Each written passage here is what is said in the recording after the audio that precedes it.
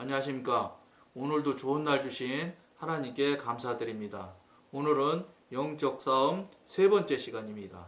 이러한 싸움을 하는 데는 많은 이유가 있습니다. 영적 싸움을 하는데 이유가 얼마나 많겠습니까?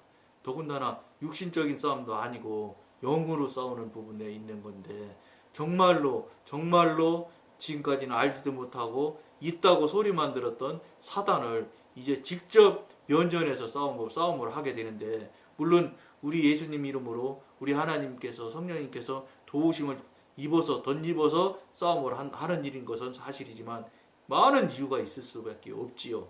그중 원수의 공격과 방어 전략이 가장 큰 이유입니다.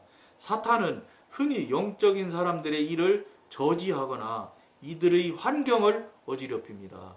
지금 우리가 영적 싸움을 지금 나누고 있지 않습니까? 영적 싸움을 할 때 나타나는 모양들, 사단이 하는 그 행위들을 우리가 지금 나누는 겁니다. 사단이 지금 이렇게 한다는 겁니다. 영적인 사람들을 지금 가려고 하는 분들을 환경을 어지럽히는 방법을 쓴다고 지금 그러고 있습니다. 사람들의 일을 저지하거나 환경을 어렵게 한다든가 이런 짓들을 사단이 한다는 겁니다. 그러니까 이런 부분에 대해서 여러분들이, 우리가 이 방송을 보는 여러분들이나 저나 미리 인지하고 준비를 하고 대비하면 이것 깨트리고 물리칠 수 있습니다. 아무것도 모르고 그냥 가다가는 무조건 당하는 수가 아주 많다는 걸 여러분들이 꼭 아시길 바랍니다. 하나님을 위하여 싸울 필요가 있다는 것이 이 싸움을 하는 또 하나의 이유가 됩니다. 사탄이 공중에서 음모를 꾸미고 지상에서 하나님을 대항하여 실전을 벌이듯이 하나님의 백성들은 기도를 통하여 원수의 계획과 음모를 파하며 영적인 능력으로 반격을 가해야 합니다. 성도들은 때때로 사탄의 계략이 무엇인지 또는 그 순간에 무슨 짓을 하고 있는지 확실히 알지 못해도 쉴 새 없이 싸움을 계속 밀고 나갑니다. 성도들은 이제 이 정도 이 지경에 가서 영적 싸움을 할 지경까지 오셨다면 이제는 뒤로 물러서서는 안 됩니다. 물러섰다간 큰일 나는 겁니다. 이제 물러섰다 소리는 무슨 소리인지 아십니까? 지옥 가겠다 이런 소리입니다. 지옥 가시려면 물러서야 되겠죠. 이제는 어차피 영적 싸움까지 단계에 갔으면 이제는 정말로 목숨 걸고 나가서 우리가 싸우는 거 아닙니다. 성령님께서 또 예수 이름으로 물리치고 성령님의 도우심을 받아가면 이길 수 있다는 것, 이겨놓은 싸움입니다. 결국 우리가 태도와 마음과 지, 정, 의를 모두 하나님께 온전히 드리고 바르게만 간다면 절대 질 수 없는 싸움입니다. 이거는 결과가 이미 나와 있는 싸움입니다. 단 지정의를 온전히 드리고 하나님이 보실 때 합당하다고 삶을 살아 드릴 때 얘기라는 것입니다. 내가 어떻게 그냥 엉터리같이 사는데도 하나님이 다 알아서 해주시냐? 그거는 아니는, 절대 그거는 하나님은 그런 하나님이 아닙니다. 그냥 하늘에서 뚝 떨어지듯이 무엇을 주시는 것처럼 그렇게 주시는 그런 식의 하나님은 아닙니다. 우리 자신이 하여야 할 바를 열심을 내서 영적 싸움도 하여야 되고, 우리 자신이 예수의 이름으로, 예수의 권능으로, 그 권능으로 사탄을 물리치고 이겨야 될 때는 이겨야 되고, 우리가 앞으로 밀고 나갈 때 밀고 나가야 될 일들을 정말로 충실하고 성실하게 할 때, 그때 가능하다는 겁니다. 그때 그런 일들이 일어난다는 것입니다. 그걸 꼭 아시기 바랍니다. 대적이 어떤 존재인지를 잘 알기 때문입니다.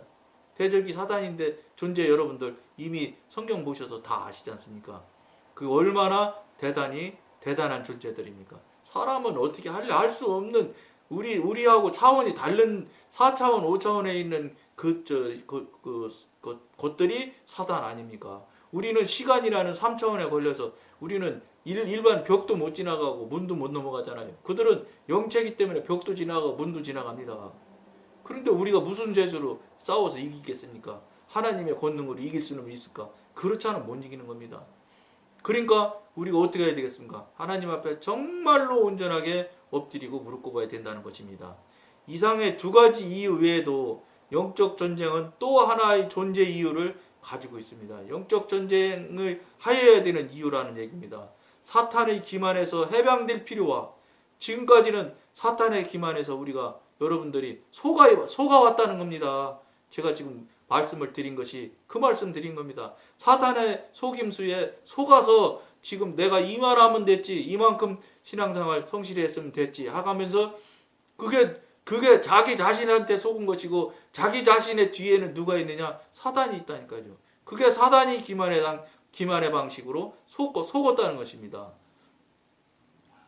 그러므로 사단의 기만에서 해방될 필요와 기만당하고 있는 영혼들을 해방시킬 필요가 그 이유입니다.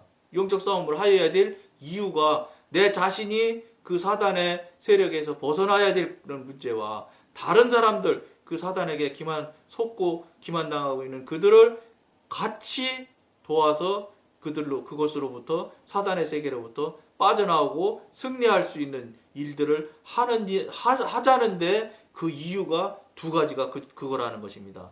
우리는 성령의 세례를 받은 후에 직관이 예민해짐에도 불구하고 다시 기만에 빠질 수 있습니다. 지금 여러분들 영에 관계되지 않은 분들은 더군다나 알도 못하시겠지만, 영적으로 이제 거듭나서 조금 영적으로 좀 예민해지고 알아지시는 분들조차도, 또 여기 앉아있는 저도 여러분들 똑같이 하루에도 몇 번씩 기회에 빠지고 엎어지고 넘어지고 자빠지고 있습니다.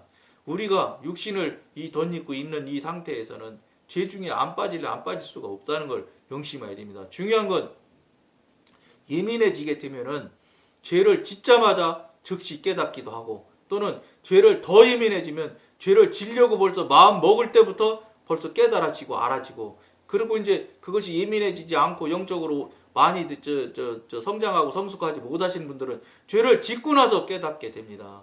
옛날 같으면 죄인지도 모르고 그냥 아무렇지도 않고 지나갔다면, 이게 성령님으로부터 다시 거듭남을 받고 성령 세례를 받고 하시는 분들은 이제 옛날에는 그게 별일 아닌 것처럼 그냥 지나가고 무시하고 갔었던 일들도 이거 이렇게 하면 안 되지 하고 돌이키는 문제가 생겨난다는 것입니다. 그때 여러분들이, 또 이 방송을 보시는 분들이 즉시로 깨닫고 알아서 회개하고 무릎 꿇는 일들을 즉시 시행을 하다 보면, 그 내 안에서 자꾸 이 양심에서 나오는 소리가 실제로 이제 그 양심의 소리에 회개하고 무릎 꿇고 시작하면 그 양심의 소리가 능통해지고, 그 부분들을 이제 여러 번 많이 경험하시다 보면은 이제 영교라고 해서 성령님과 교통이 되는, 대화가 되기 시작하는 그런 단계가 돼서, 거기서 이제 더 능숙하게 잘 관계가 되고 대화가 되기 시작하면, 그 다음에는 직관으로까지 가셔서 이제는 굳이 말하지 않아도 그냥 한순간에 순간으로 다 서로 답이 오고 서로 물어보고 이렇게 할 수 있는 관계까지 가게 되는 것입니다. 그러다 보면 어느샌지 하나님을, 성령님을 손을 잡고 가는, 동행하는, 정말로 동역하는, 같은 일을 같이 하는, 같은 방향을 같이 가는 그런 자리에까지 같이 가시게 된다는 겁니다. 그거를 여러분들이나 저나 같이 그렇게 살아보자고, 그렇게 해보자고, 신앙생활을 그렇게 하나님이 보실 때 합당하고 진실한 신앙생활을 해보자고 이 방송을 지금 하고 있는 중에 있습니다. 원수의 관계에 빠지지 않기 위해서는 영적 감수성뿐만 아니라 영적 지식 또한 필요합니다. 영적인 지식을 알아야지요. 왜냐하면 사단은 어떻게 되며, 사단은 이런 경우는 어떤 태도를 취하며, 이런 것들을 우리가 미리 알아야 그것들을 대적하고 이길 수 있습니다. 아는 만큼 이길 수 있는 것입니다. 모르면 지는 거예요. 그러니까 어떻게 하겠어요? 모르고 자신이 없으면 기도를 많이 하셔야 돼요. 기도는 여러분 늘 말씀드렸던 것처럼 육신의 밥은 쌀이고 밥이고 빵이 밥이 될 수 있을지 모르나 영의 밥은 기도입니다. 그러니까 영을 여러분들이 성장시키고 키우려고 마음을 먹고 계신 분은 무조건 기도하셔야 됩니다. 기도 안 하면 영이 밥은 못 먹은 육신이랑 똑같아서 바짝 마릅니다. 그럼 잘할 수 있겠습니까? 성장 불가능하지요. 그렇게 하게 되면 영의 사람은 될 수 없는 것입니다. 그러니까 기도도 이제 어떻게 해야 되는지도 여러분들과 또 나누게 되겠지요. 기도도 지금처럼 내가 정한 기도, 내가 하고 싶은 대로 내 하고 싶은 말만 하는 기도, 그거는 기도가 아닙니다. 죄송한 말이지만 내가 기도 제목 순서까지 다 정해가지고 1번부터 10번까지 1번부터 15번까지 정해서 맨날 하루도 365일 비가 오나 눈이 오나 새벽 기도부터 시작해서 똑같은 소리만 계속해서 지금 기성교회 지금 한국 교회들 교인들이 새벽 기도 나오시는 분들이 그렇게 기도 생활 하시는 분이 거의 다지 않습니까? 99.9%일지도 모릅니다. 그런데 대단히 죄송한데 그것은 기도가 아니라고 하십니다. 그걸 여러분들이 아셔야 됩니다. 내가 기도 제목을 해서 기도를 하는 것은 내가 하고 싶은 일을 그저 하나님, 전능하신 하나님한테 그저 그냥 쏟아놓는 것 뿐이에요. 근데 그런 소리를 맨날 같은 소리를 계속하는 기도를 하나님이 듣지를 않으신답니다. 이미 전에 앞에 시간에서 이미 여러분한테 말씀드렸지요.